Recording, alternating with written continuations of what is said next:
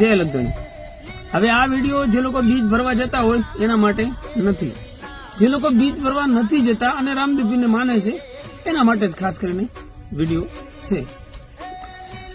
હવે રાજસ્થાનમાં ગમે બીજ ભરવા ગયા હોય અને ગમે નાનો મોટો પ્રોબ્લેમ થયો હોય અને એને રીલ બનાવી હોય તો માણસો એમ જ કહેતા હોય કે ભાઈ ગુજરાતમાં પણ રાઉન્ડ બીજ ઠેર ઠેર છે, જગ્યા જગ્યાએ છે, તો તમે રાજસ્થાનમાં શું કરવા જાઓ છો? ગુજરાતમાં બીજ ભરી લો ને, ઘણી જગ્યાએ તમારા પોતાના ગામમાં પણ મંદિર છે।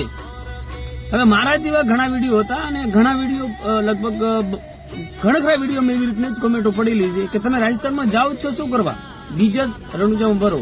તો એના માટે હું એક ખાસ વાત કરી દઉં મારો ભાઈ, કે જે લોકો એમ કહેતા હોય કે રાજસ્થાનમાં ના જાઓ અને આ બીજ ભરી લો, તો એને હું તો ખાલી એટલી જ સલાહ આપીશ કે તમે એક બીજ ભરવા જાઓ, ખાલી એક જ બીજ, એક બીજ ભરી, ભલે તમે તકલીફ પડશે તમને પણ એક બીજ ભરી અને આવો, અને પછી બીજે તમે આનો પ્રશ્ન અમન કરજો કે તમે રાજસ્થાનમાં શું કરવા જાઓ।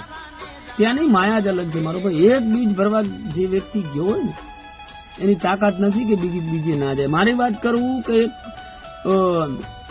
લગભગ 12 મહિના પહેલાની વાત છે, અમારા ગામ વાળે બીજ ચાલુ કરી, હું બીજે ના જતો, હું ઘણો જતો પણ બીજે ના જતો, એટલે મેં જે લોકોને કીધું હતું કે આ લોકો તો નરવા છે ભાઈ, કઈ રણુજા 500 કિલોમીટર દર મહિને બીજ ભરવા થોડી જવાય, શું આપણા ગામમાં કઈ રામદેવ પીર નથી?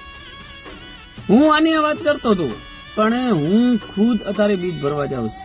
એનું શું કારણ છે એ હું જાણતો નથી કે કેમ જવું પડે છે ને શું છે એ મને કાંઈ ખબર નથી, પણ એ 100%ની વાત છે મારો ભાઈ કે તમે એકવાર બીજ ભરવા જાઓ, બીજી બીજ ભરો, એટલે એવી તો શું માયા તમને લાગશે ને કે તમને એમ થાય છે કે બીજ ક્યારે આવે। અને આ હું હવામાં નથી કહેતો, જે લોકો બીજ ભરે છે ને એમને પૂછી લેજો જરાક, અને એવી તો માયા લગાડી છે મારો ભાઈ।